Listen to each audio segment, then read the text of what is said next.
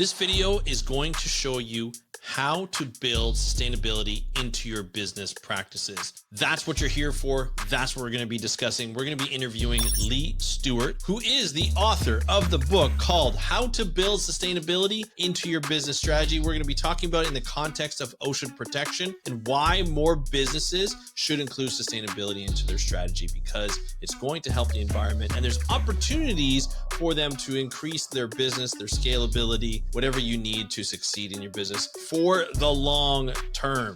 Imagine that, thinking long term more than short term. We're going to be discussing that all on today's episode of the How to Protect the Ocean podcast. Let's start the show.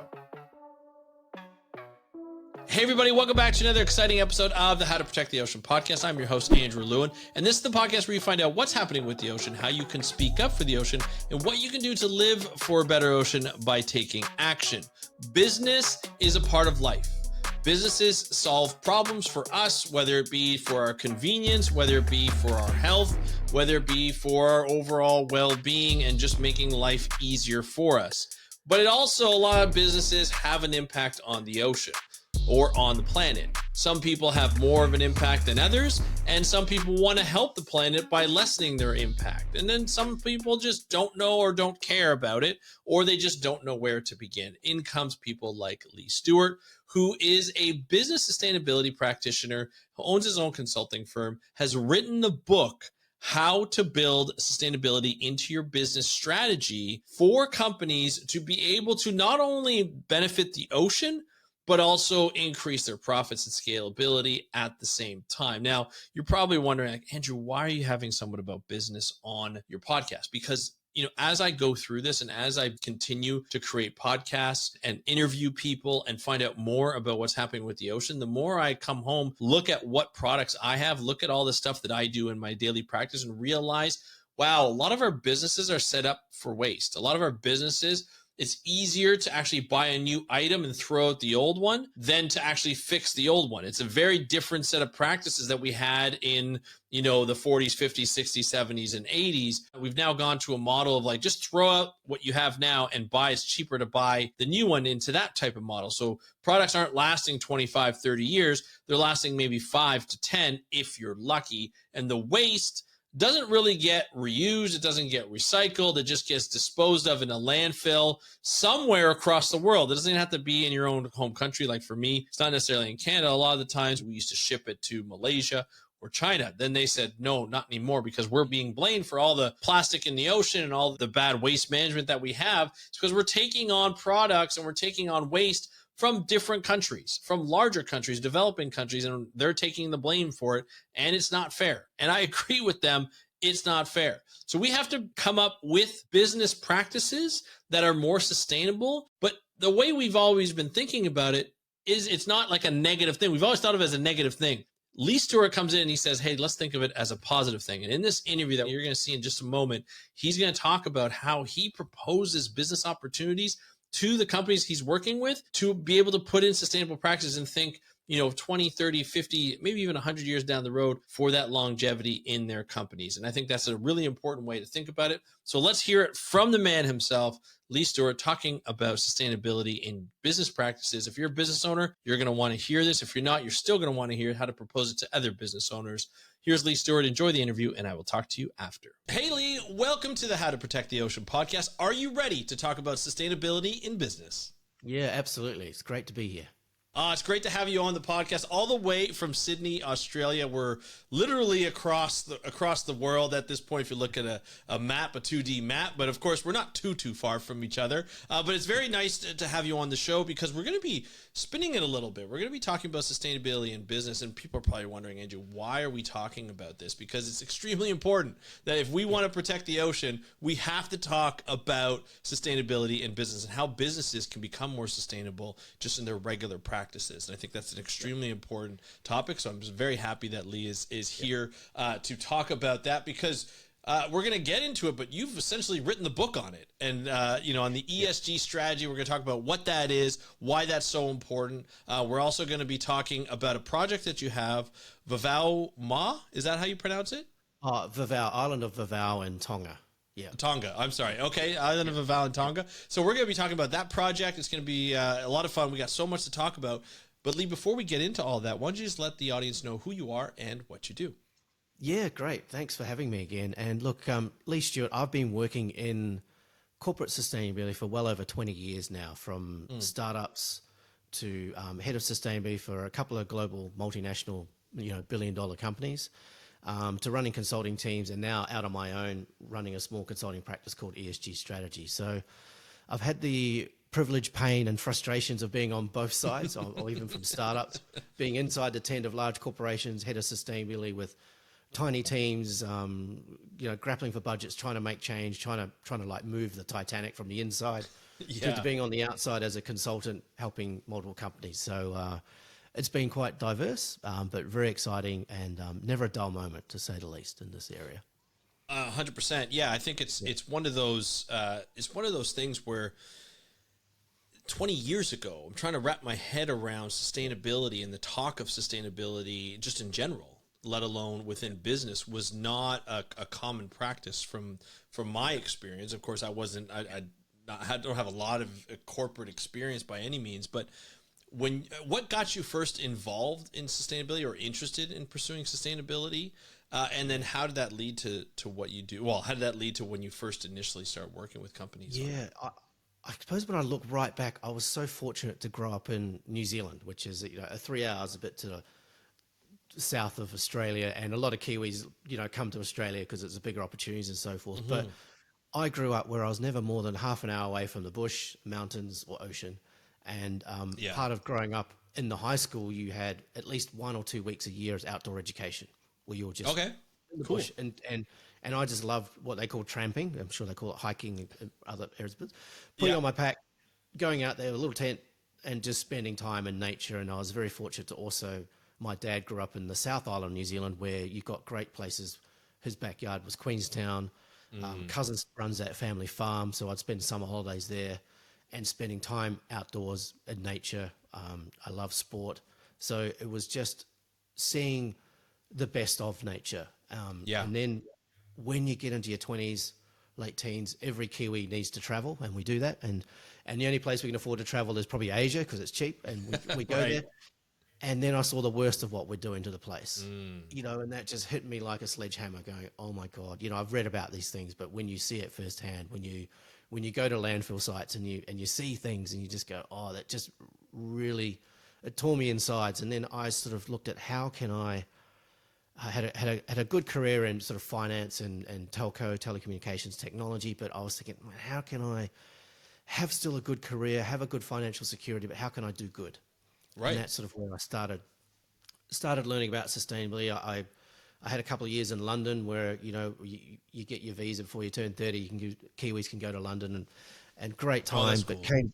came back and said, well, what can I do to make a difference? And sort of started learning about sustainability. That was where I had a startup where we created online education around sustainability. And I was very fortunate enough to sell this into a couple of large organizations and banks and so forth, but spend time going to all the conferences and learning about it. There was no courses around at that time, but there was sort of conferences were popping up and so forth, and learned off others for the good 5 or 6 years. And then was fortunate enough to get a role at Fujitsu, where I was within a year I was head of sustainability for the region. And when you talk about it, sustainability not being big 20 years ago, when you work for a large Japanese multinational where they have a sustainability strategy for 100 years into the future. And look back 100 years, and so that was fascinating, and a really good grounding and learning about how big corporates work in sustainability. So that's interesting. My wife worked for Fujitsu, one of her first jobs. When we moved to Halifax, she worked for there for a number of years. So that was that's always fun. Big corporation. But it's interesting when you talk about sustainability within the corporate world, because you look at a company like Fujitsu, they own a number of other companies, and they're worldwide. They control a lot. And a lot of times there's a lot of waste that happens, just through, their chain, their supply chain, and just the way they do business and stuff. And what was it like were they already in a sustainability practice when you joined them? Or was this were a lot of the companies when you worked with them, was it to start a sustainability program, or was it already well on their way? It was generally well on the way from a global Yeah. perspective from Japan, but I was running Australia and New Zealand on Gotcha. that stage. So obviously heavy sales focus, so revenue driven. We've got to win new customers, we've got to win market share, large IT outsourcing, data centers, large energy consumables. So, and at the time, there were climate wars going on, still going on, unfortunately, in Yeah. Australia, hugely politicized things. Right. And, there was even questions, why have you got a head of sustainability? What do they do? So I really realized quickly for my own security was to tie myself to the sales team. So what does the organization care about? We care about revenue, and every business cares about revenue. So I managed to work with the sales teams to differentiate Fujitsu against our competitors by calling out sustainability as that advantage. So all things being equal, it's a commoditized play. We're sort of up Yeah. against the big guys. We're talking IBM, CSC at the Yeah. time, and these big guys. But I managed to call out, say we're trying to win a deal at Qantas. So we might know that a large airline. Yep. Hundreds. These deals are tens, hundreds of millions of dollars. I looked at Qantas's sustainability program and then calculated if they move all their laptops, data centers to us. I did a very high level calculation of the emissions they would save, and then said, if you come to us, we'll help your CIO. Your CIO of Qantas can become, higher in status because you can prove to your board and your executives that you're helping Qantas hit their emission reduction target. That was that sort of thing that I sort of crafted into the bids, large bids Right. that weren't a big dollar item. There might be a bit of my consulting and work going in there, but it got into the executive summary in the front page of a large tender document. That was gold. So that was what really learnt me, and as part of my fortunate to have some sales background as well. But altruism and sustainability in large corporations only last so far. Yeah. It is one of the first things to get cut, and I'm seeing a lot of colleagues get cut right now Yeah. because of the crunch. When you course. tie it to revenue coming in, you become more sticky. And I got to the point where they were worried to get rid of me at the time. I knew there was cuts going on. They were saying, "Oh well, Lee," and I made up a little spreadsheet. I worked on these 40 deals with the sales. It might be only 1, 2, 5% I contributed, but when I add that up and I reported to my CEO annually, there's tens of millions of dollars there. It's not real money, but it's just sort of what I can Yeah. finger and say, I was involved in this. So this is the value I bring over and above all the compliance and all the other stuff that I was managing. So that was a So real... would it bring? Sorry, would it bring more money in than they would be paying to become that sustainability or to become that? Yeah, sustainable? more than covered my costs and my team and, Yeah. and everything else Yeah.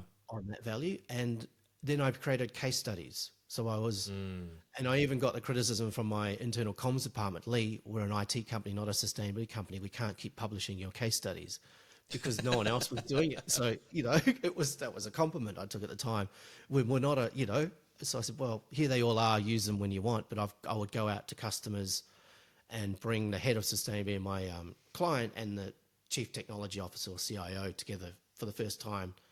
And that's where you create some really good innovations around where can technology help reduce emissions or help Right. with bigger sustainability problems. And got some great case studies around that where, innovation and brought at the heart of what Fujitsu stood for is around innovation and technology.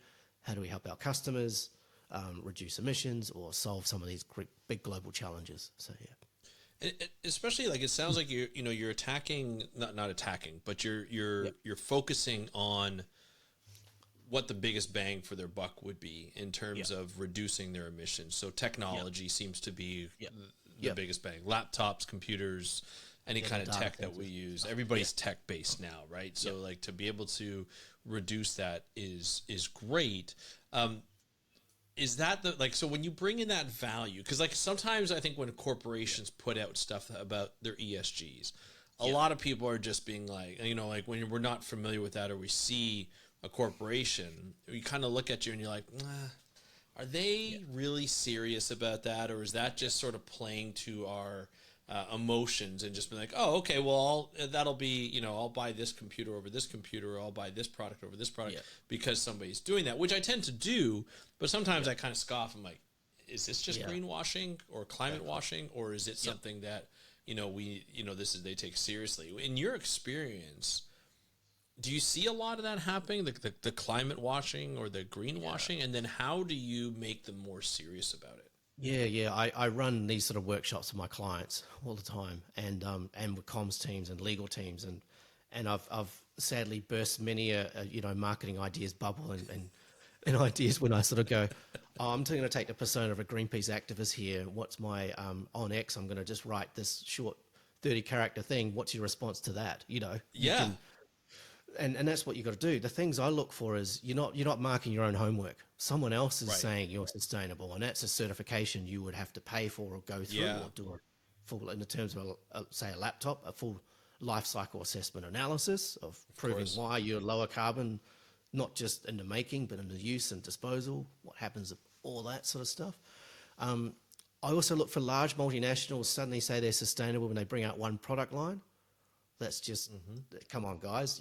What about all your other things over here? Where's your overarching strategy? Where's your governance model, which people sometimes overlook? Because you might come out with a glossy sustainability report, but I look at the last 2 or 3 years, and then have you actually done anything other than just report on stuff, which is just my biggest frustration about everyone working in sustainability in the corporates is we love to do a good report, but reporting is actually insignificant. What are you actually doing? Yeah. Is by far more meaningful. Yeah. Are they executing on what they're saying that they're doing? Correct. Which I think a lot of people see that, and there's been such problems with it in the past. And so the trust is gone a lot for a lot of these corporations. They have to almost show what they do before people will believe it, whether it's been a commercial or, an online, ad of some sort, or even through organic kind of things. Like I've talked to a lot of companies that are B Corp companies. You guys have B Corp? Yeah, They're great. Yeah, so you get, the like for people who don't know, it's basically a certification process that companies can get. They look at the ESG model and like how well are you benefiting the environment, your employees, and then just society in general. And you see a lot of companies internally. I met with one like an insurance company, and I had them on the podcast, and they talked about doing like a team building, doing like a salmon restoration project in British Columbia. It was a pretty cool kind of thing to do. You don't have to do that. You can do a lot of other team building things, but that was something that was important not only to the owner but also to the employees, and they check up on it and they do it. I think they do it almost annually. But how do you, like, as a consultant and even like working for those corporations in the past, how do you keep them like staying true to what they're saying in the report or what they say in their values? Yeah. So I have a 3-step process that I take through, and this is pretty much documented in my book, what I talk about. So when I work with someone, especially if they're new to the subject matter, I look at it's a simplest framework. I'm sick of frameworks in sustainability, but I designed one, so sorry. But this is the most simplest one. It's 3 C's. So it's confidence, commitment, and consistency. So first of all, when I'm talking to the executives and so forth, there's confidence. What do you know about your impacts? So what do you know where your biggest, say, carbon emissions come from? Or what's your biggest social impact? Have you actually gone out and seen for yourself, or you're relying on a report to come on your desk? Right. Especially if you're a large emitter, I would take the board where I was working large, let's go see this as a field trip. Because I'm going to talk about it. You go see it and you talk to the people, whether it's the farmer, someone on the manufacturing floor. Listen to them firsthand, because I would probably guarantee they've got ideas how to reduce that, but they haven't been heard because it gets filtered up the chain. So what are the big global macro issues mean to your business and relative to your business? So that's the confidence piece. And I'm talking even modern slavery, supply chain, climate change, waste, all these other things. But how do they relate to your business and your function? What's your impact on that? So that can be relatively simple for your business if you're services, but if you're a big manufacturer, or big supply chain, that can be quite a lot to unpack, especially if you're dealing with things like I've had to deal with things like palm oil and other things like that are some serious issues. Quite serious. Yeah. Then I look at the consistency. The second C is commitments. That is, what do you stand for? So it's a given. You're going to have a target, or you're going to have targets about something. You're going to have a climate target. You're going to have something around modern slavery. What do you must have? What do you stand for? And then the final piece that I really think a lot of companies let themselves down is the consistency. And that's what I look for, especially if there's established sustainability credentials. And to all your listeners out there, if you're trying to evaluate a company, have a look at how they govern sustainability. Is there something around the governance of, is there a subcommittee of the board? Does the board see this? Do the executives have remuneration tied to elements of success of sustainability? this is where I see a lot of things fall over because I've been that sole person. Oh, Lee's in the room. Lee's got all the targets. Lee's got diversity, inclusion, modern slavery, the waste, and guess what? There's PFAS and all these other things coming, but Lee's got it in his team. That's just never going to last, and that's where most of me and my colleagues we've burnt out. You've got to have the right structure, and it'll be the executives that are responsible for certain elements of the strategy, and they're reporting quarterly, annually to the board about this certain areas. So, for instance, head of operations would probably have emissions and waste. Your HR people function might obviously have the people, health and safety, those elements, but they're responsible for elements of the overarching sustainability strategy, and that's where it lasts beyond just one person, one team. So that's what I look for. Yeah, it's really interesting. Have you had a lot of pushback in your career where people are just like, it's like, oh, Lee, you're such a pain in the butt. You're always talking about sustainability and it's getting in the way of what we really want to do here is make money or change the world, however they're doing that. So, how do you react to that? Yeah, pretty much every day, unfortunately. and it's hard because of my background, my title. I come into everyone, as soon as I walk into a boardroom, everyone knows, oh God, here comes that tree hugger, but he's maybe dressed in a collared shirt. Right. You're going to tell us we're all bad and so forth. What I do, and probably linking back to my earlier point, having it customer centric. You may not care, and I actually given up. I don't care what your political views are. What do you think about things like climate change? It's irrelevant in the conversation. Right. This is where the market's moving. This is where your competitors might be moving. This is what your customers are wanting. Interesting. And this is what governments around the world are now demanding for you to report on, not just your financials, but your non-financials. So here in Australia and New Zealand, you've got coming in climate-related disclosures, risks and opportunities. You have to mandatory report with the same rigor as your financials at the same time you do your financials, 3 months after your end of your financial year. That will get audited and reported on. So doesn't really matter. And if you're not captured in, say, the large company, you will be over a matter of time, because I'm working with these large companies asking surveys of all their suppliers. And even that's gone down to the mum and dad garden shed supplier. Of course. Just asking them, what's your waste? What's your carbon emissions? Do you have any modern slavery in your supply chain?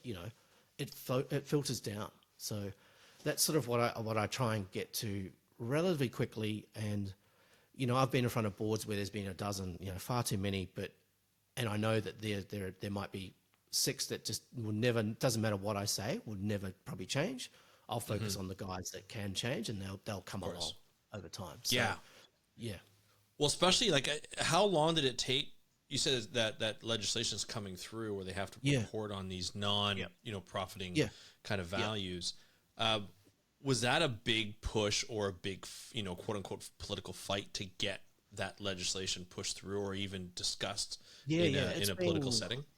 Oh, it's been about a decade in the making, sort of thing. But there's a few acronyms which I could throw at you. But there's started off with the Task Force for Climate Change Financial Related Disclosures, TCFD. But the international standards boards and accounting standards boards have taken that, and countries are now adopting that. The EU is adopting it. New Zealand did it 3 years ago. I've helped a couple of companies go through that. Australia's now got it, and they'll be reporting on it next year.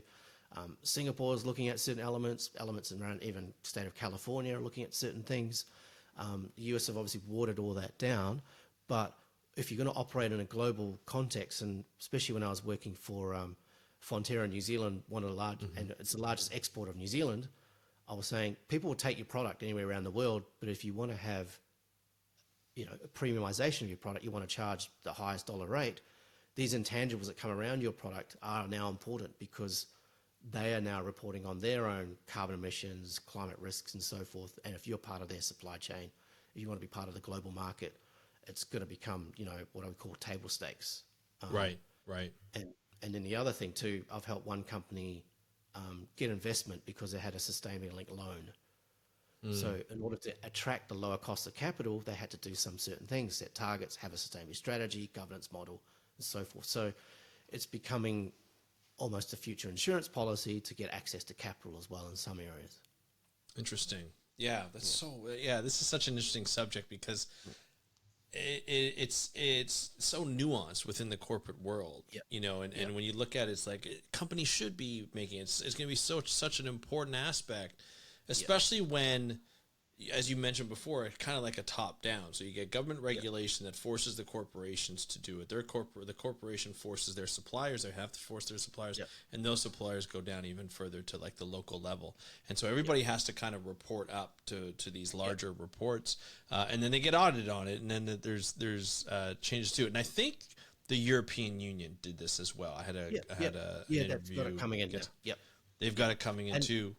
I don't know if the U.S. will have it in the next 4 years, but I know Canada has something going on as well. I don't know if there's a specific targets or specific legislation coming through, but I know they've done a lot on the environmental front. We have some other things to worry about these days, but hopefully that's being done in the background so that can get pushed through. But how important is it for government to enact these regulations? Because I feel like if they're not there, a lot of the corporations are like, if we don't have to do it, we won't do it. Yes, exactly. And critical, really, in some respects. Yeah. In some respects.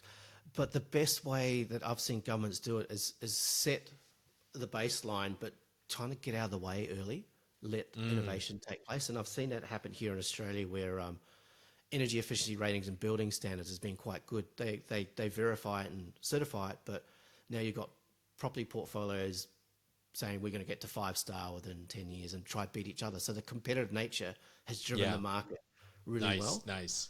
So that's really what it's been good. So hopefully, it's early stages, but we'd like to see some comparisons and say, well, company X did not do a very good climate-related disclosures. They did not look at this in their supply chain, or did not factor in these things, whereas company B is more investor ready. Investors know what's going to happen. There's some sort of competitive advantage to doing it well. And I'm having a lot of these conversations right now because Australian companies are some of them dragging, kicking and screaming. I have to do this more and more of this green tape sort of thing. Yeah. And I step back and I say, look, the government didn't do this to burden you with bureaucracy. It did it to help create better, resilient businesses and long-term prosperity, really. Yeah. This is what this is about. And it's forcing you to look not 2-3 years, but 10, 20 years in advance, and have some serious conversations about the viability of your business. But there are also opportunities as well, because you might get first market mover, you might come up with a new product at zero emissions. You've got all these other things that I unpack when I work with companies. So I really focus on the opportunity side. You might be first to market with this new product. Your competitors are way behind. Everyone's moving anyway. So there's opportunity there. That's an important point to drill home, because that's something that businesses will always react to. Oh, it might give me an advantage in the marketplace. Oh, okay, that makes sense. It's not that we have to do it because the government just making you do it. They're not going to do anything with it. It's actually forcing you to really look at your business long term and say, hey, this is where things are going. I mean, I'm sure, was it 20 years ago, people were talking about electric cars, and people were like, that's ridiculous. That's not happening. And you had a few leaders that were coming through, and some government leaders too, that were coming through and were able to really make that scale rapid to give out cars like that, like Chinese car EVs are going off the market like crazy. And so it's an interesting aspect to do it like from a selling feature. Cause I think, from a science and conservation standpoint, I'm always at well, this is our planet. Like, we have to take care of our planet. And then people are like, well, I don't care about the planet right now. I just care about my business, and I care about, a lot of them we just get that. I care about making money, and that's all I care about. But when you forced to oh, okay, let's look at it differently. You can forecast out 10, 20 years. It's a lot more work, but it'll be better for your resiliency. That could be a really big selling feature. I think scientists and conservationists need to approach it that way more, right? And I think it's nice for you to have that sales background, work in that corporate world, to just be this is how we approach it. You got to speak their language. I think is one of the important parts. What do you do for corporate or for companies that you work with? Did you just work with corporations, or do you work with smaller to mid-sized companies as well? Yeah, the ideal company I like to work for is the mid-size that doesn't have a sustainability team, and they've probably got these regulatory pressures or customer pressures, probably even more. Right. So that's what I really like to work with. But I do work with the larger guys as well. So, Of course. yeah. So when you work with those mid-sized companies, Yeah. a lot of times you said a lot of times they may not have a sustainability strategy. Do you approach them? They approach you? Is this because of new regulations, or how is that? How does that work? That relationship work? It's a bit of both. I'm fortunate enough to have a decent name around Australia and New Zealand, so I do get some people approach. Or when I'm working with a larger company, when I go across their supply chain, it's quite nice to say, "Oh, you better come talk to us about these questions that they're asking." He said, "Yeah, we can help you with that." So it's really nice to do that organically. The book has been great too, as a sort of a lead magnet for me. Getting out there, speaking public events, and also running workshops around the book. You know, a 90-minute workshop I did just a couple of weeks ago for 70 non-for-profits, you know, using the book as a framework to how to get your shell of your sustainability strategy done. So that's, yeah, it works really well. And ideally I go in there for a period of 3 to 6 months, set up the governance, the structures, targets, work with the board and the executive. And then for 3 clients, we're very fortunate enough to help find, hire and train their sustainability manager. So sometimes that comes internally, which is ideal because they know the business. They're looking for a career change. They might have been in the business for 10 years. They've got some internal political capital that they want to use, and they're looking for new meaning and stuff. That's worked out really well, and a couple of the hires. And sometimes I help recruit, but I shadow them on their first board meetings and executive, and then pull back over time. And then I keep looking at the horizon. What's the next 2 or 3 years ahead, and help them out with other things. So that's ideally where I try and build the capability as I go. Very cool. Now you have your own consulting company, as you mentioned, consulting firms you mentioned. What's your sustainability values like? What's your sustainability plan for your company? Yeah. No, look, it's very small. There's only, you know, a handful of people. So we, one of my colleagues had to go to Melbourne. She actually took the train. It was a 12-hour train instead of an hour flight. I was quite. She was very keen on that. Nice sacrifice. So we're trying to do that, but I'm not sure if you do it every time. But we're looking at different ways we can do that. But really, what our goal is, and my personal goal is to create 1,000 sustainable leaders in the next 3 years that are doing greater things than us. You know, that's through the book and stuff like that. So that's where we think we can have the biggest impact. I can only work with so many companies, but if I can help, and I just do that every now and then. I get a free, you know, I have a chat to someone in sustainability. They're looking for a career help and stuff like that. Happy to help the grads in their programs as well. So I do a lot of that. So that's where we think we can have the biggest impact, is creating future leaders. I love that. And of course you're doing it almost within your mission or you know, the work you do with, you know, getting those, you know, you're obviously not with those companies all the time. You're consulting, so you want to set them up so that they can be leaders on their own, which I think that's really valuable in what you bring when you can do it in your regular day job and you can kind of give that to people. So that's something that's really interesting. Now you have a project that's very special to you. We mentioned at the beginning of the episode. It's called Vivau Tonga. And now that is an island off of Tonga. Can you kind of give us a breakdown of this project? Yeah, so really came about 6 years ago. I'm a climate reality presenter and mentor, and then Al Gore came to Brisbane to do some training, and he introduced me to a Tongan leader, climate change leader, Willie Losi. And when he found out I was moved to New Zealand, said, come over and help Tonga with their circular economy strategy or waste. And, you know, I've spent... Sadly, you know, as much as I love working in the Pacific, just to let all your listeners know, it's not just sitting at the beach having pina coladas. Apparently, I go to the worst places. I go to the landfill. It's probably the first place I go to and look and just see what's going on there. And I do get to the beach eventually. But what I did was looking at that, it just stark that there's, you know, especially if some of your listeners are very well developed, we take recycling for granted, you know. Yes. There's nothing here.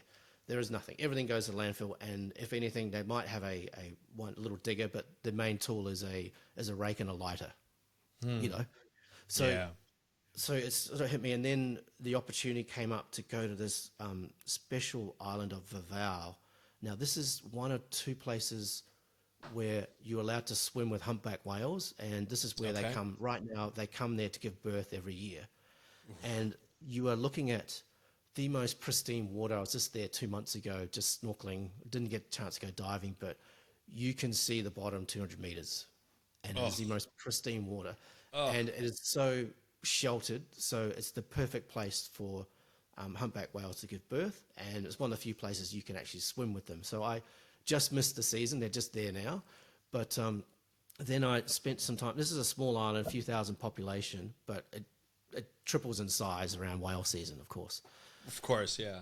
There is no, and going to landfill, they've run out of space. They want to create a new landfill site, and I'm working with the governor there to try and stop that and saying we need to, because once you go to a new landfill site, that land is gone pretty much. You can't do much. So No. we're trying to work on a program to try get some funding from local Australian and New Zealand governments, and so if we've got a proposal there where we're going to take, try and make that the circular island, starting with waste streams. And we're starting with plastic. So the world's first circular island and circular kingdom is the idea around Tonga, but we've got some technology from the University of Wollongong which can shred plastic and 3D print it in a small shipping container.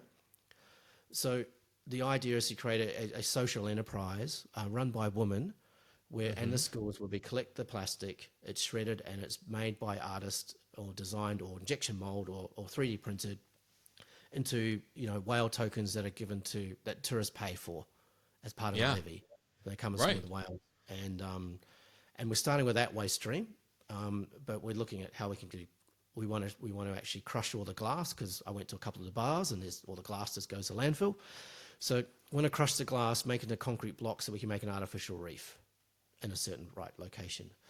These sort of headline projects that I know are just nibbling around the edges of what needs to happen, but will get global attention to actually start doing other things. So we're looking at, how do we get rid of all the cars, abandoned cars and all this other stuff. How do we actually make Vavau pristine? And then the NGO that we're set up is called Vavau Ma'a, and Ma'a in Tonga means sort of pristine, looking after nature and so forth. So very fortunate to have the governor's endorsement. We've got a local leader involved, and then we're just at the stage of just getting funding to set up. We've got the land sort of area in the main area of town. We're going to get the school kids all engaged. So hopefully by the end of the year, we've got some sort of small project starting, and we're looking to grow that. And ideally, if this becomes a template for the islands, we'd like to do it around every Pacific island. So, yeah. I was just thinking, you must have so many ideas in your head of how to reduce waste, how to avoid recycling and reuse particular items. It doesn't matter whether it's on a small island or in a big country. You've seen all of these projects. And it always makes me wonder why companies aren't, or even governments and islands and stuff like that, aren't looking for these types of projects more often. What is the barrier there for these? Like, until they have to do the sustainability, or until, like, for Vavau, where it was either do this or open up a second landfill site. What are the barriers for people to start looking inward and being like, how do we really manage how we're living right now? One of my bugbears is that large corporations get stuck in the boardroom. They don't go, and I deliberately spent hours at this landfill. I'm going to get letters out to I photographed all the big brands. And the CEO is going to get a letter from when I get the time, or work with the governor, from the governor of Vavau, saying this is happening. And I've been to them, and they say, oh, we go through a distributor and it's not us. But I said, well, hey, your brand's here. It doesn't matter. Your Do you name want to on be it. part of this? Your name's on here. It's coming here, and there's nothing we can do with it except put it here. And this is meters away from the most pristine waters in the world, and we all love humpback whales. So get out of your boardroom and see. If you make something that is not fully circular, follow that waste stream. And I've done it with e-waste, where I've gone to Singapore, landfills in India as well. You follow the waste stream, and you'll see. And just see. Go out and see for yourself. And that was one of the things I learned very much when I worked for Fujitsu. The Kaizen principle was, they had a Kaizen program, but Kaizen was always go and see for yourself.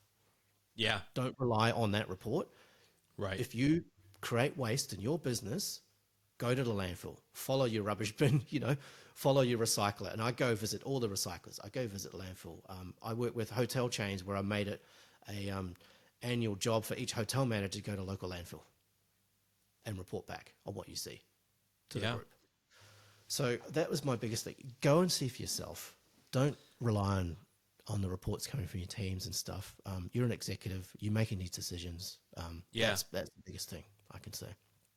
Now, when you contact the companies like that, it's it can come off as like a fear tactic. It was like, hey, your brand's here, it's all like people are going to recognize it as the thing that's always wasted. Like we get that here too. Like our government will be like, we see a lot of Tim Horton cups. Tim Hortons is like the big coffee shop, named after a hockey player. Of course, we're Canada, so we have hockey. You probably have some in Australia because they're worldwide now, and New Zealand. But that was a big thing, and it seems a lot of plastic strategies, like reduction strategies, have some sort of tracking strategy of the products by the companies at some point in time, whether it's already in or it's coming down the line.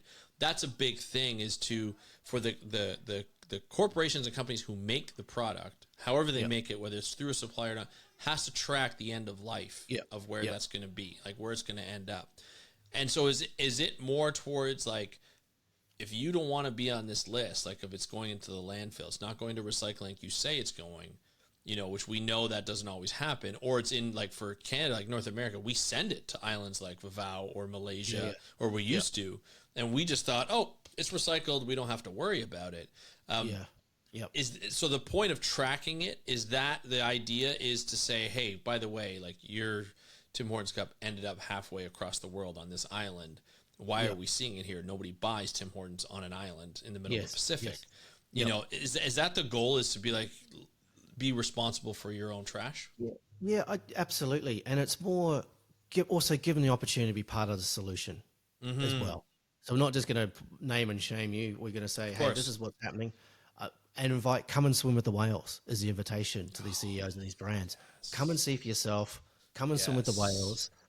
And then come and help us with this project.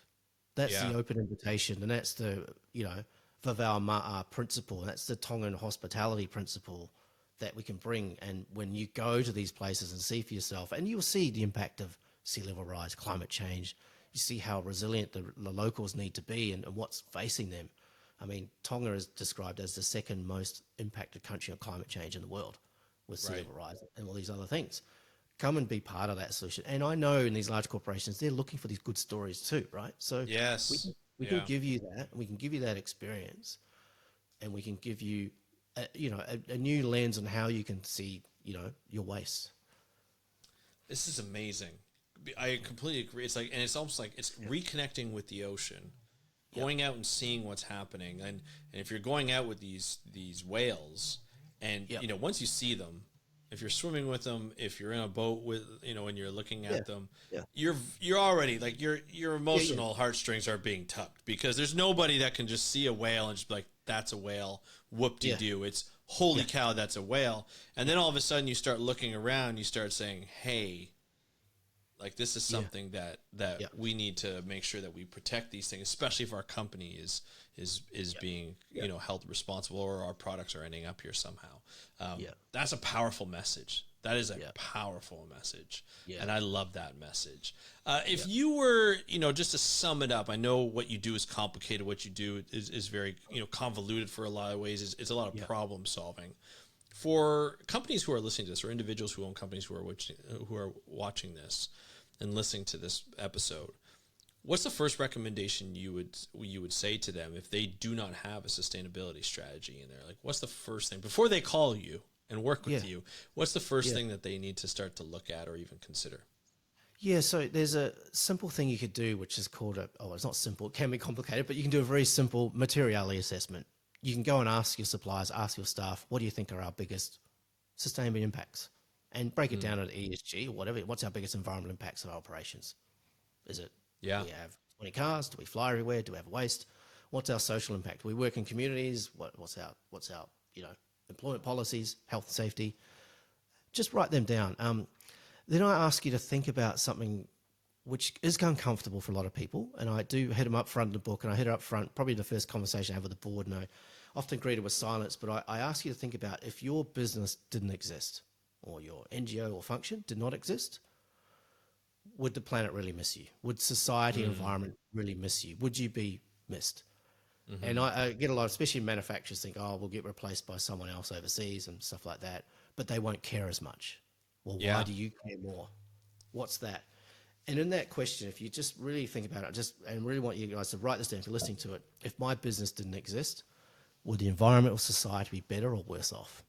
And ask that approach to people. And in that is you find your opportunities, you find your weakness, you find things you can work on, and delve a bit deeper. Ask the second, third tier questions to that as well. And I'm sure most cases you'll find something that really sticks out and you go, yeah, that's our superpower, or that's something we don't do. Or, oh, geez, we better fix that thing, True, like that. true. Yeah. Or they might even, you might even highlight something that you do, but you didn't realize benefited the community or society in some kind of way. And you don't talk about it. And that's a lot of times. Yeah. A lot of companies work, well, we don't do much in this area. And well, yeah, actually, you actually do quite a lot. Yeah, you don't think it, but from the outside perspective, you do. Yeah. Oh, that's really important. Thank you so much. Lee, this has been so great to have you on. So for the book, if people want to go get your book, you can get it at any kind of bookstore that you would like. So wherever you are in the world, it's in those books. It's a top seller.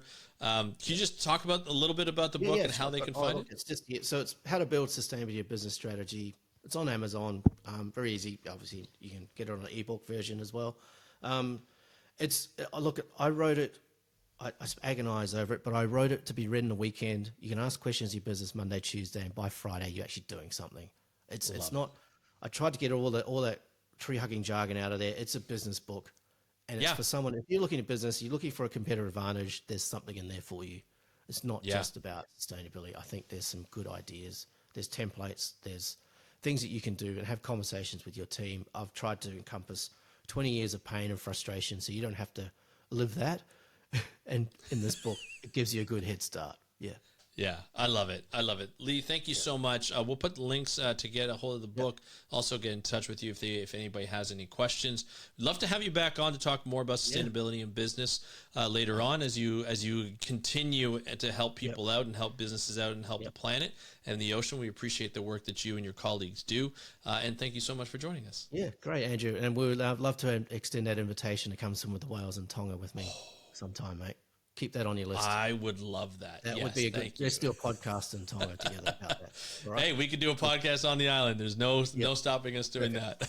Awesome. Wonderful. Thanks a lot, Lee. Appreciate it. Cheers. Thank you. Thank you, Lee, for joining us on today's episode of the How to Protect the Ocean podcast. It's so great to have you on and be able to talk about sustainability and business practices. This is something that's really important in all of what we talk about. I know sometimes, like for a podcast like this, where we talk about the ocean and we talk sometimes about cool things animals do or education or conservation, it's the nuts and bolts of conservation. It's the non-sexy part of conservation. To me and to a lot of us who look at it, I just want to hear about the ocean. No. This is conservation. Conservation happens at home. We are the ones who are affecting the world, whether it be the blue planet or the planet itself. We are affecting this world. We need to stop with our waste. We need to come up with better business practices. And Lee showed us just, looking at Vavau, the island in Tonga that we discussed, and looking at how they're taking waste and they're making it into 3D printing materials to come up with these medallions that tourists can buy as part of their tax to go on this island. You got to think about it. We are tourists. We go on this island, we go in and we marvel at the wonder of this island. A lot of us are like, can I live here? Is this a place that I can hang out or live here? Because this would be really cool to live on an island. But there are a lot of problems that come up for that island when you have a huge tourist presence. And this happens in a lot of islands across the world, whether you're in the Caribbean or the South Pacific or elsewhere. And the people who live there have to deal with the problems. And so being able to have to pay a specific tax to help them deal with these problems that we cause as tourists, to say, hey, you know what? We really loved your island. You really loved what it could do and the opportunities that you provided us on our short stay. Here's something to give back. Here's something to help us. Hopefully we can offset it, whatever our impact is. Not that we're trying to have an impact, but we do eventually have an impact. And these small island communities need the help to be able to overcome that. And, just coming up with these types of practices with Lee, working in congruence with them and working off of their knowledge and what they need and listening to them and saying, hey, there's some opportunities here, is a really important feat. It's a really important strategy moving forward for all of us. Whether we live on an island or we live on a huge land, it doesn't matter.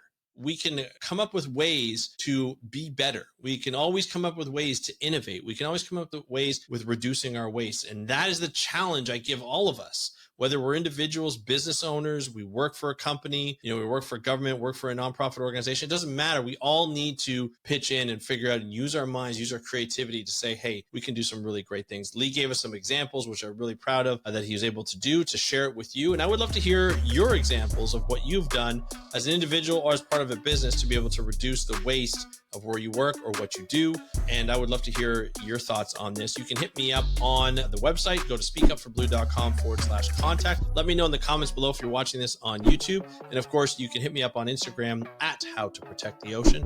That's at How to Protect the Ocean. Just DM me. I'd be happy to get back to you as soon as possible. I want to thank you for joining me on today's episode of the How to Protect the Ocean podcast. I'd like to thank Lee as well. I'm your host, Andrew Lewin from the True North Strong and Free. Have a great day. We'll talk to you next time, and happy conservation.